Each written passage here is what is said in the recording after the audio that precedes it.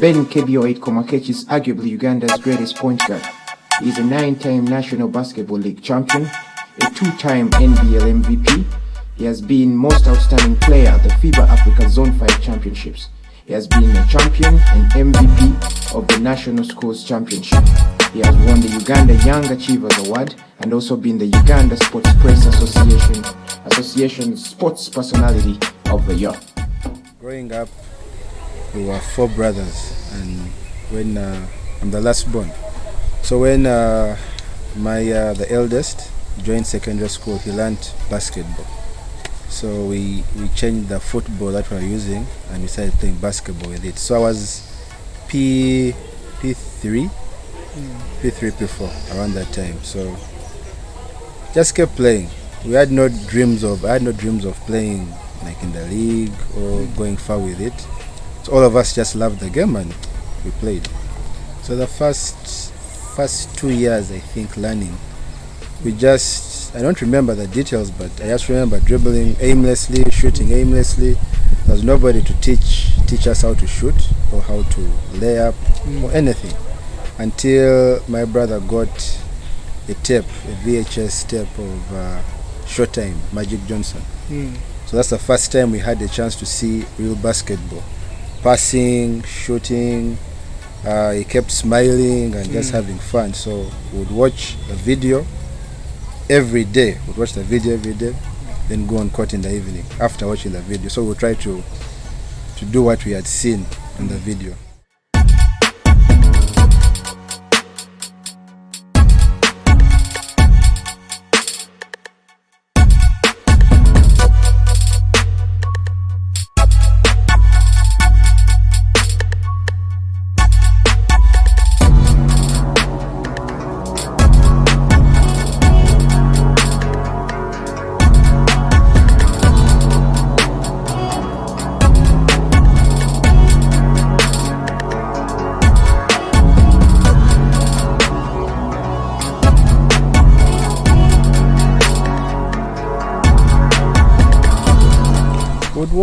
I would watch, as I said, the tape every day.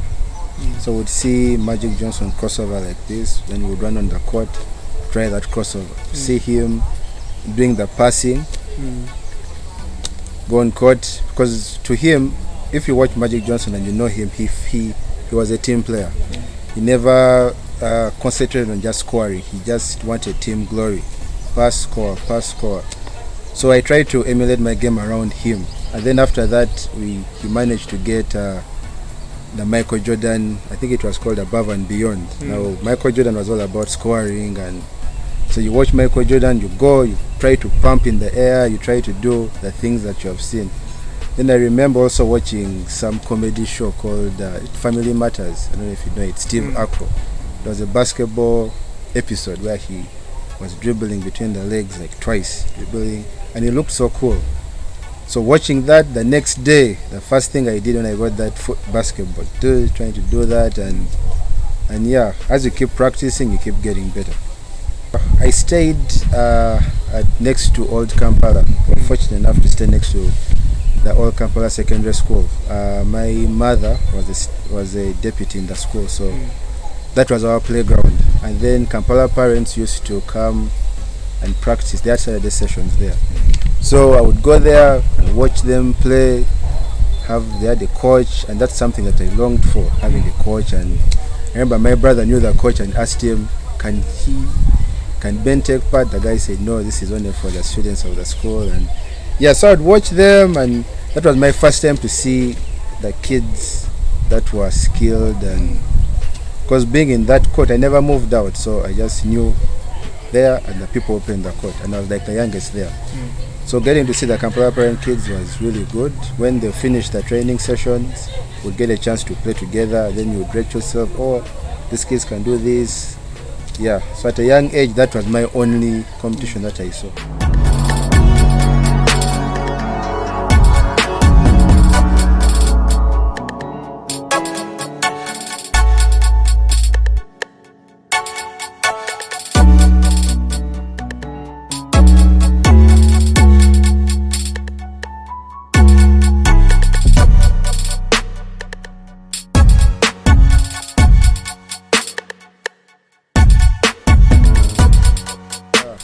I was supposed to go to Makerere College. Like my brother was there, so I just knew I'm going to go there.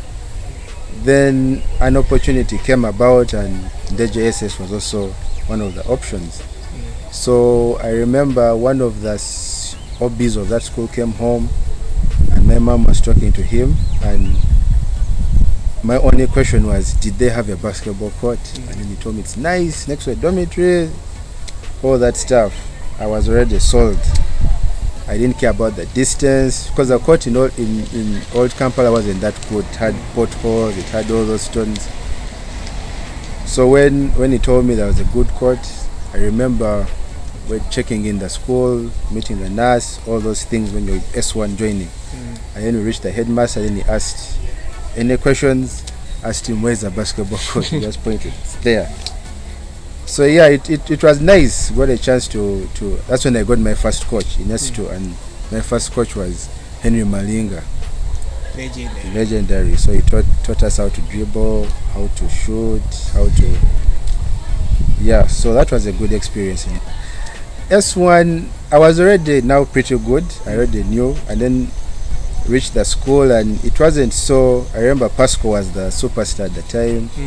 I was in S6, so in my S1 I got a chance to play inter-house, and that's the senior with all the S6s. Then S2, that's the first time we had the school team. I played on the school team in S2. Then S3, S4 I became the captain. And then in my, we always went far in the nationals, but we never went second round. Then in my S5 we got some pretty good players. We reached, I think, quarterfinals, then we get knocked out, and then in S6 we finally won it. I remember I was in S2, and then the S1s, because I think they would see me play, then see that generation there at that time, it was all basketball. Everybody liked basketball, so the S1s joined and also just fell in love with basketball. So that group, by the time they reached, I was in S6 or in S5, we had a number of them who came back to Ndejje, and they had improved a lot. So when my final year S6, I just knew this was our time to win, because everybody was now, we had lost so many years, and this was our time. So it was an interesting thing, being the favorite to win, as opposed to back in the day. Nobody knew us, nobody cared about us. But now when you go to the dining hall, everybody's looking. Those are Ndejje boys. Those are, yeah, and we didn't lose any game.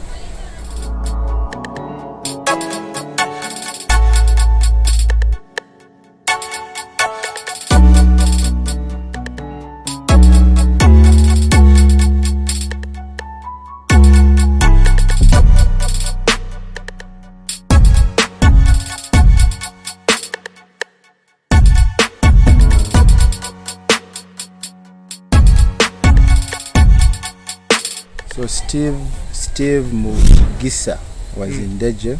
He joined from SMAC S5, S6. After S6, he set up the team. His father, because he liked basketball, the father said, why don't you set up a team and play? So at that time I was in VAC by the time they started the team. So I played, was it Abraham Lincoln in the holiday, like December. I joined the team, played Abraham Lincoln, but then when the league game started, I was in school. So the only games I played was, luckily when you're in holiday, you have a game, play like 1 or 2 games, and you go back to school. So I didn't have a chance to compete in the league, in the second division. Though I would follow, every time they made it to the playoffs, they would lose to, I think it was in Naja High, the team of Salim and Biggie. So being so far away, I would, Monday, the games would be like on Saturday. Then like on Tuesday, would get newspapers at the school. So go to the library, go to the back pages, then you see NoNem has lost, and the whole weekend at school the whole week is messed up. Because I really wanted to go to the first division with NoNem. I was ready, like every S6 vacancy feels they can join the big stage and do big things. So we had many league players that came for the nationals. So they saw me play, they saw me win MVP. So in my VAC I thought, when I would get many offers, maybe Power, Falcons, or so I remember going to YMCA like at 2 with my friend, shoot around, and then the Power guys came. So it's a Power day. They just chased us off court, and so like, oh, that was a. Then no calls came. Like no big team came. Falcons, Warriors. So it was a bit sad that I didn't get. I thought they would what have interest in me, but nobody came about. And then my friend we played with in Old Kampala was playing for Miracle, Sunny.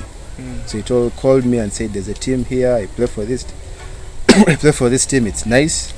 Come and play." So I go there, and Chebs was the manager, and he just welcomed me very well, and it was a nice experience.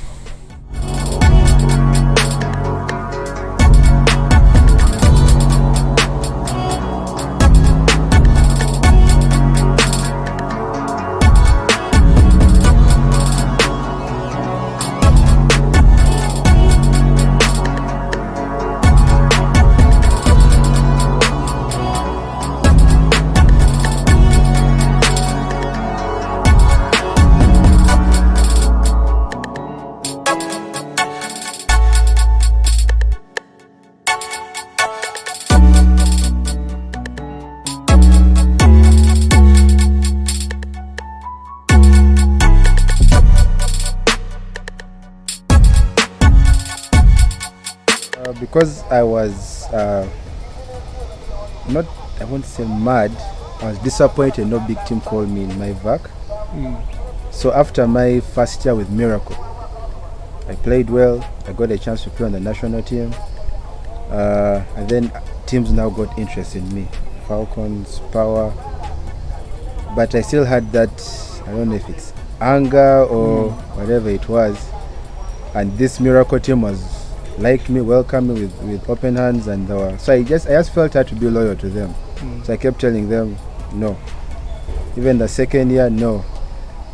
Third year, no. But in my heart, I knew I liked Power. My elder brother played for the junior Power, so and I liked the way they played, running and fun basketball. So deep inside, I knew I was going to join Power. So after my third year, my third year in Miracle, we kept going to we're just a mid-table team, win, lose, win. Yeah, so I decided I wanted a bigger challenge, try the playoffs. So I joined Power. I played with Ikong in the university, Richo, Tawoda, Chiveru. So those were my boys. So and they all played for Power. So I talked with Ikong. By joining Power, then Afidra came and said, "Oh, you guys should come." We all joined at the same time. He rejoined. He was from KU, then came back to Power.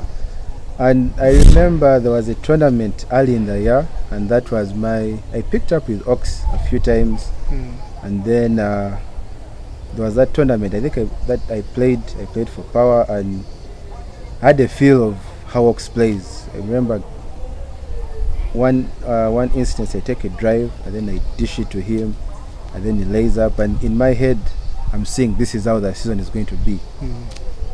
And then unfortunate thing happened and he passed away. So that whole year was just for him. We had to win for him.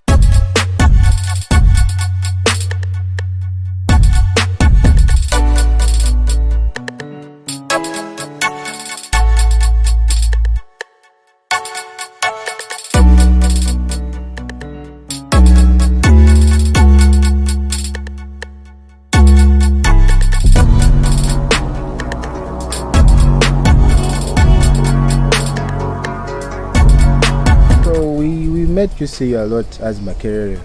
So the beef was really, it was huge.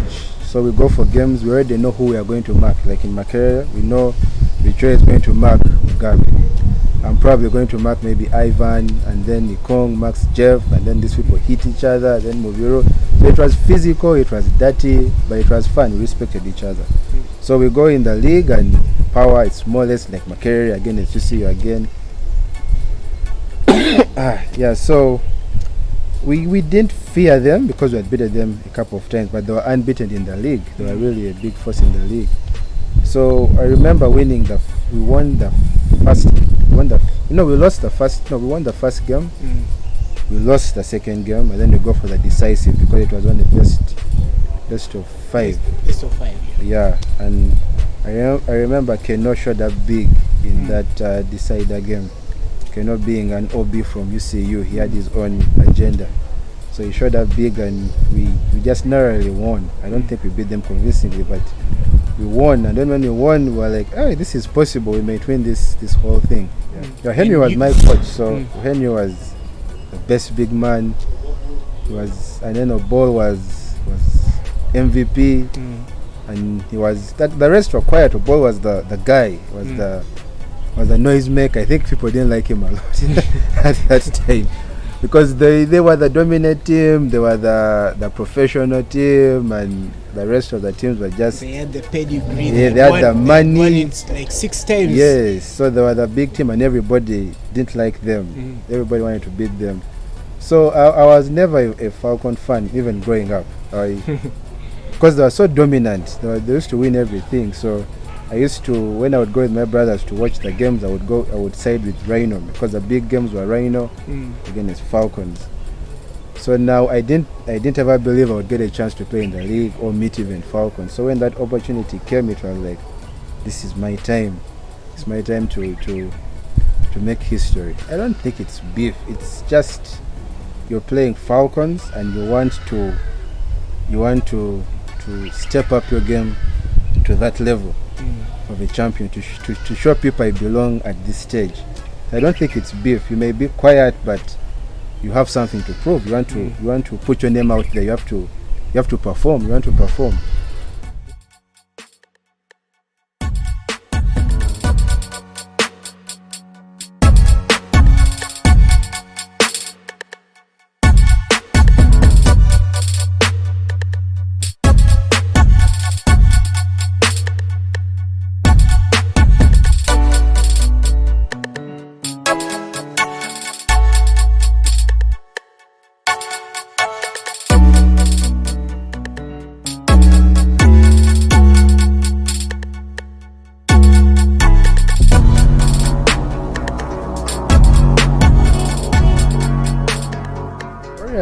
Was fun because they had this fan base that was really like genuine fan base. These people would come early with their drinks and just shout insults at us, and then we had the power corner. We also had our fun. So it was really fun. It was really fun. And then the Warriors players were really talented at the time, and Power also had its quick basketball transition. And I think with Power is because I'd been with these guys from Makerere. All those years I was with Richo, Ikong, Chiveru, Tawoda. So I just knew how they played, they knew how I played. And they liked transition basketball, I also liked that. So joining Power was just like taking Makerere, going to Power and just playing the same basketball. Just winning games the fun way. Because people kept on saying Power doesn't play like good basketball. They just run. And disproving all those guys was always fun. And then when we added Emma Inabu Awel and then Jimmy, the speed just increased, and then they also liked passing. It was just beautiful basketball. Liked it.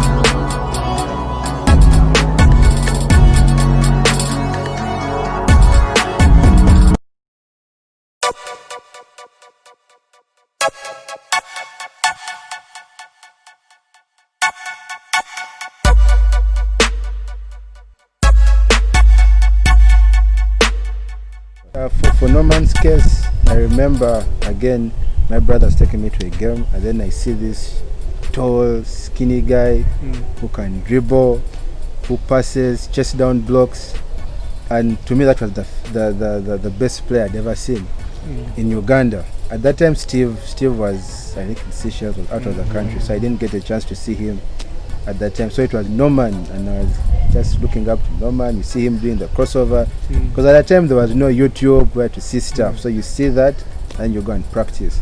And then when I got a chance to play with Norman, that was something big. And his game, he's one of the easiest guys to play with because he's so team oriented, and I remember when we won in 2010, and then he just, after game 7, came and told me, "You're the MVP." Kongs gave me a hug, and for somebody you looked up to say that, it was really big, and he was just so easy to play with. The rest, Jimmy, Kong, transition, have fun, and it was always fun. And also Magalo, dominant.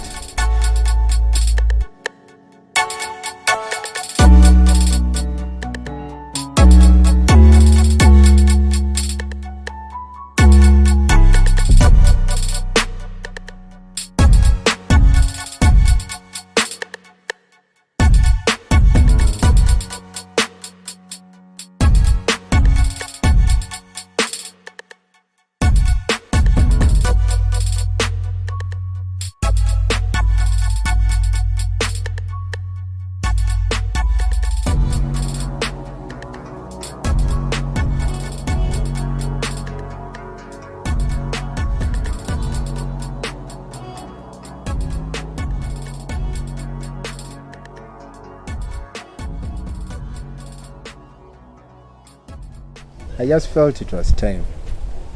Yeah, we won enough, and then there were just many issues. Because when you win, I think to stay at that level is really, really hard, because everybody's coming to beat you. And then we lost to we lost to UCU in the quarterfinals, and we really had a good team. Jimmy was there. And that one really hurt. After winning the previous year, and then you come and lose in the quarterfinals, that one hurt. And then you go the next year, and then that's when CityOilers comes from down, and we just knew, this small team, we're just going to beat them easily. We won game 1 easy, and then we thought everything was going to be easy. Yeah, and then they re-strategized, and they won the rest of the games. They approached me.